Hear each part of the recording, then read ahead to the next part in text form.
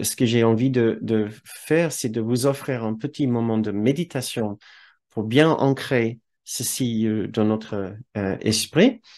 Euh, Ça sera une sorte de mélange de visualisation et de méditation. Donc, en préparation, voici un petit passage de la leçon 55. Euh, Voici le texte. Le monde que je vois n'est guère la représentation de pensées aimantes.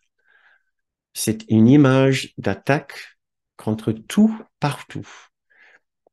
C'est tout sauf le reflet de l'amour de Dieu et de l'amour de son Fils. Ce sont mes propres pensées d'attaque qui font surgir cette image. Mes pensées aimantes me sauveront de cette perception du monde et me donneront la paix que Dieu avait l'intention que j'ai. Et si vous voulez bien maintenant, baissez le regard ou fermez vos yeux et tournez votre attention à l'intérieur. Nous allons juste nous poser quelques instants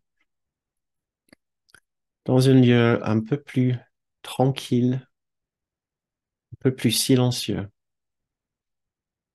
À cet endroit-là où nous arrivons à faire des changements profonds en acceptant une nouvelle vérité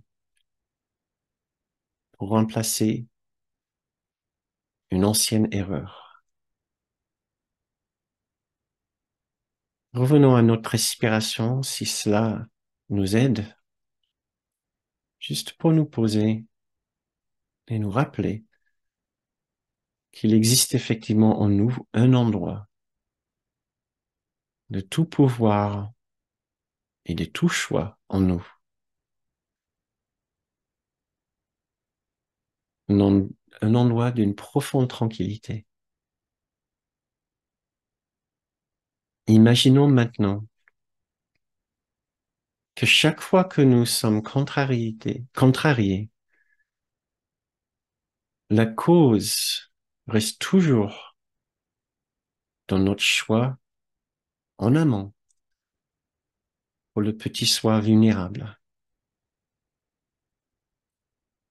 Que ce soit la météo qui nous contrarie, que ce soit le comportement ou l'attitude de nos enfants ou d'un parent, ou le comportement d'un collègue ou d'un supérieur au travail, ou le comportement de nos voisins,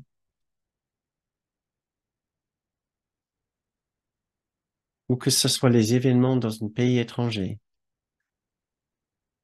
les événements dans notre propre pays,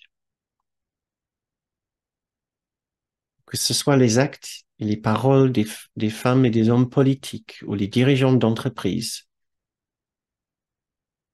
En toutes ces différentes situations, il n'y a qu'une seule véritable cause. Notre choix pour un petit soi vulnérable et séparé de sa source dans le Christ.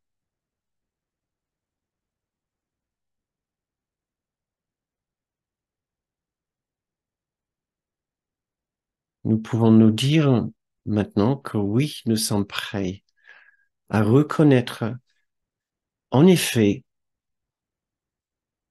que notre esprit n'est pas tranquille parce que, en amont de cette situation, nous ne ressentions plus la présence intime, rassurante, sécurisante, chaleureuse, confiante du Saint-Esprit et de Jésus.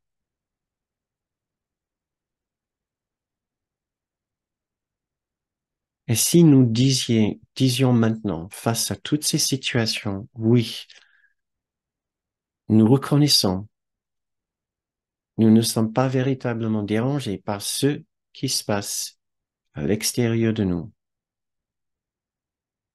mais par un simple oubli dans notre esprit, un simple mauvais choix que nous avons fait, et parce que nous avons oublié celui qui marche avec nous. Et voici quelques lignes de la leçon 156. Qui marche avec moi? Cette question devrait être posée 1000 fois par jour, jusqu'à ce que la certitude ait mis fin au doute et établi la paix. Aujourd'hui, que cesse le doute. Dieu parle pour toi en répondant à ta question par ses paroles. Je marche avec Dieu en parfaite sainteté. J'éclaire le monde, j'éclaire mon esprit et tous les esprits que Dieu a créés un avec moi.